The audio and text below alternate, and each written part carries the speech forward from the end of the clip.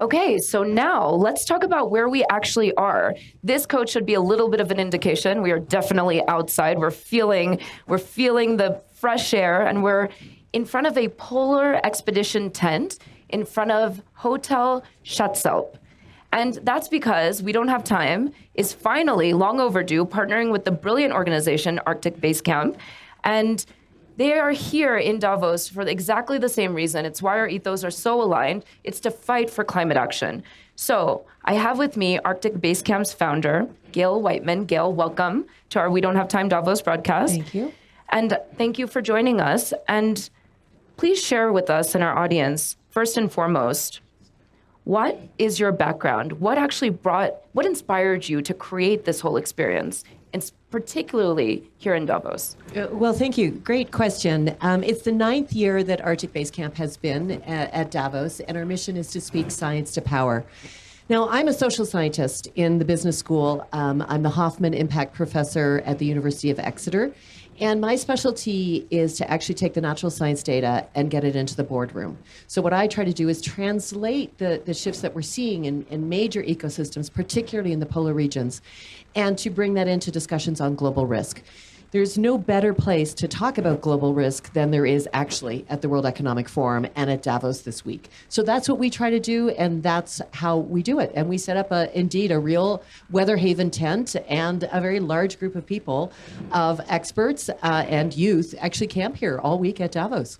I remember my first time experiencing the Arctic Base Camp, and I couldn't believe that you really, it's incredible. You really practice what you preach. You were camping out here with your team and really bringing critical conversations to the forefront of what's going on here in Davos. So what are these conversations? What is it that you're talking about here?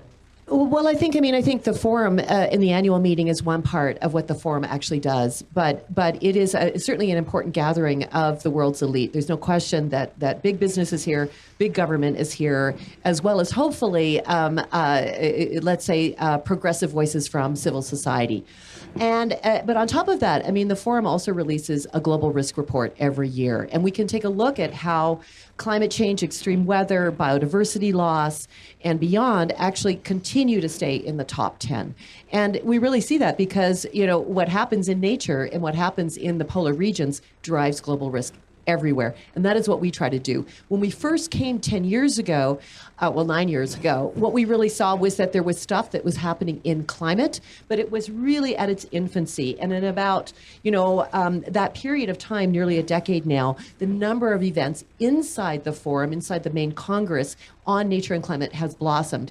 And certainly on the outside, the side events, we also see that. But this year is a bit different. We see a lot less. What we really see is not climate when we go down the mountain. What we see is AI, tech, business, money, and back on the global economy. So the landscape has actually shifted quite a lot this year. So what is it about climate that is so critical to not just the global risk report, because it was number 2, natural disasters around the world, impacting stability of just society and progress and next generation's futures.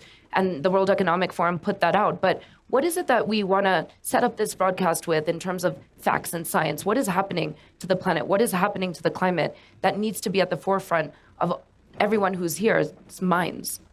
Yeah, so I think that most of the world economy and most of our society was built on the idea that the natural environment was pretty stable. We were in the Holocene period. It was the sweet spot, the Goldilocks spot, sure, where it looked really easy and we could build, major agricultural, major civilization, major culture, major economies. And what we've seen, certainly in the last 100 years, but ramping up in the last 40, is that the climate has moved out of that safe space. This last year, 2024, was the warmest on record. We've crossed the plus 1.5 Celsius window. Hopefully next year we'll bounce down a little bit.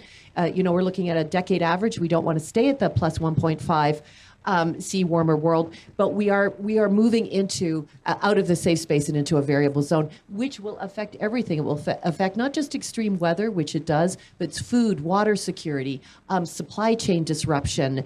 We see it on everything that we do. So it's really about all the global risks, health risks. They're really related to what's going to happen and is happening in the climate right now. So despite that reality, this lived reality of impacts of the planet warming, and despite natural disasters being number 2 on the global risk report that the World Economic Forum has put out, we're still seeing less climate conversations, as you described. Absolutely. Less from previous years. So it sounds like it's more critical than ever for Arctic Basecamp to be here, to have this content, to be live streaming it, to share it with audiences all around the world, to keep that pressure on, to keep that momentum going. What is it that you're hoping to achieve by doing all of this? Well, science is still in. It doesn't matter what any administration around the world says about science. Science is still in. The facts are on our side. The physics is on our side. And we will keep showing up at the World Economic Forum, not just as Arctic Basecamp, but all of our community of scientists to really, really convey the message that we know what is happening. It's dangerous. It can only get worse unless we actually have urgent action now. So we're up the mountain and we're watching and we are not going anywhere. And what are you hoping that the leaders are going to take away from this? So what have you seen, right? It's been 9 years. I'm really excited. Next year is your 10th year anniversary. Yeah. We're gonna go even bigger than this year. And so we're holding ourselves accountable by putting that on camera. Yep. And we're going to see, hopefully next year, what we say today has gone into effect. But before you say what you want to see in the coming year, what have you seen over these years in terms of political will and change in leadership? Well, when we first started to come to Davos and we talked about Arctic Basecamp, really the conversation about the Arctic was one of who owns the oil and gas, who owns the minerals. That conversation is coming back up, but quite frankly, what we have accomplished over that 9-year period is to actually show that what happens in the Arctic doesn't stay there. It affects global risks everywhere. We only have to look at what's happened in LA with the fires. I mean, that's the Arctic in the background, right? That is how it's ramping up extreme weather. And I think we've really shifted the narrative. Exeter and the Forum launched a report in December, really looking at 5 key industry sectors and the economic, the material, financial risks coming from polar change into those sectors, and it is significant. Whether that's the Arctic driving supply chain disruption or food and water insecurity, or quite frankly, heat stress. So not even just extreme weather, that heat stress, it really hits at productivity. We can see all of those things are coming from polar change, amplifying those threats. So do we think this economic argument, this lost productivity argument might sway, let's say, the new administration that's coming in to the United States, since they're money, money, money, right? So what do we think with Donald Trump now taking office? What's that going to do for climate? Well, I think if we can't say what he's going to do from this day onward, but what we can see is what happened in the past. And clearly the pushback and the clampdown on the legitimacy of science and of climate science. And, taking out the words climate science, trying to change and remove public access to data. I anticipate that will probably continue. But quite frankly, the scientific community has anticipated that, and it's still strong. We know what's going on. The natural scientists that I work with, they've got everything together. And what we do know is that it is expensive. Climate change is not cheap. It's not about a moral argument alone, although it is. It's not just about a humanitarian argument, although it is. It is honestly about also an economic argument. Sure. It's cheaper to fix it than to let it get worse. Right. Putting money into proactively preparing, building that adaptation, building that resilience is so much cheaper ultimately than the relief and recovery efforts, and the federal government is swiftly running out of cash. And if these impacts happen in the United States simultaneously, then it really is just less relief dollars for those impacted communities. So maybe that'll take us somewhere. 100%. And then, we can also see with the Trump administration coming in, talking about who owns Greenland, and wouldn't it be great if the U.S. took Greenland and also my home country, Canada, made it into an additional state. I mean, that's kind of that sort of bluster, gets everybody shaky and everybody talking about it. But quite frankly, I mean, what we can see is that Arctic countries know that the polar regions are in trouble, and they're going to work hard to fix them. And if they don't, the rest of us will pay the price. So let's talk about Greenland, right? So what are your thoughts there? What is the intention of Trump's son showing up to Greenland? Was it just one of those, oh, look over here, while other trying to just distract the world? Or is there some actual nefarious intent behind that trip? Well, I can never speak to anybody's intentions. I don't have the answer to that. Certainly, it's a great distraction. It was a great soundbite. But let's be honest, throughout the Arctic region, including Greenland, it's access to critical minerals, right? That's what it is about, as well as, geopolitical tensions in the Arctic, which we've seen, of course, ramp up with Russia over the past few years. Sure. And, we had a chance to chat a little bit before we got on camera, and we were talking about how it is a national security issue now. And so the U.S. is, especially with the Trump administration, it's about the money, it's about the national security. And so there's an opportunity to really create an alliance globally. And that's the benefit of being at a multilateral event like this that the World Economic Forum is hosting, to build those relationships up. So what could the U.S. and Canada and various allies do to really protect the Arctic, potentially against the geopolitical interests of China or Russia? Yeah, well, actually, I think perhaps counterintuitively to that question, I actually think we need to get the rest of the world to understand that the Arctic is, in a sense, a global insurance policy against disaster. So it shouldn't just be those Arctic countries that actually look after the future fate of the Arctic. It should actually be about all the countries that are going to suffer if the Arctic changes dramatically. So that is China, that is India, that is Brazil, that is multiple countries within the African continent. So actually they should have a voice on how we protect the Arctic, because they will pay the price on the front lines of climate change if we lose Arctic sea ice, and if the permafrost thaws and methane is released in a significant way, if Greenland actually gets uncontrollable melt and that kicks off also West Antarctic ice sheet. So it's the rest of the world. The Amazon are the lungs of the planet, but the Arctic is the circulation system, and we have to protect that as a global community, and that's why Davos is important. It's not just a polar region, polar country ownership question. Sure. You are such an advocate for the Arctic. I think of you as the spokesperson for the Arctic, right? And really the spokesperson for the ice and protecting the ice and preserving the ice.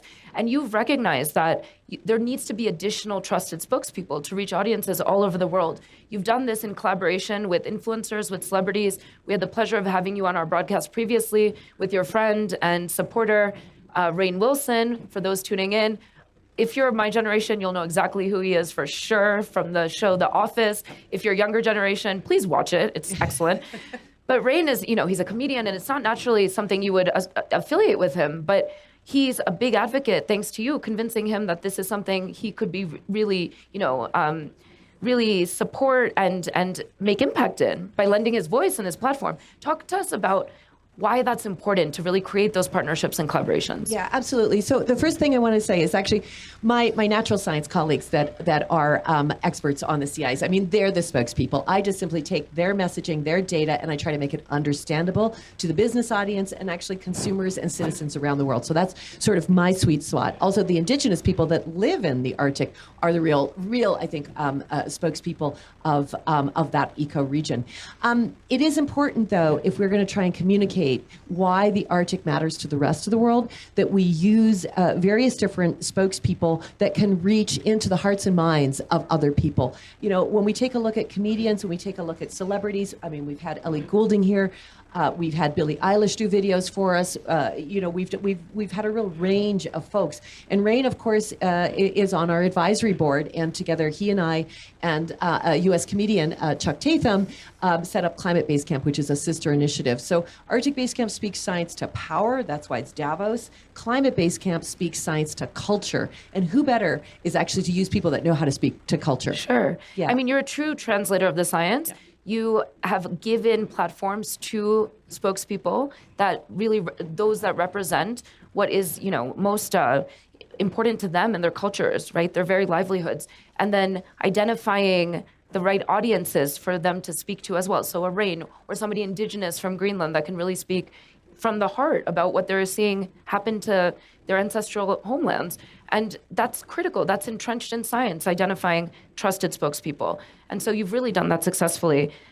And yet still seems to be something that climate communities generally are struggling with doing, is translating the science in a way that resonates. We still have climate denial. Which is like in the current state of the world is shocking that anybody would say, what do you mean? Climate change isn't happening, right? So that's one challenge I see as a climate communicator.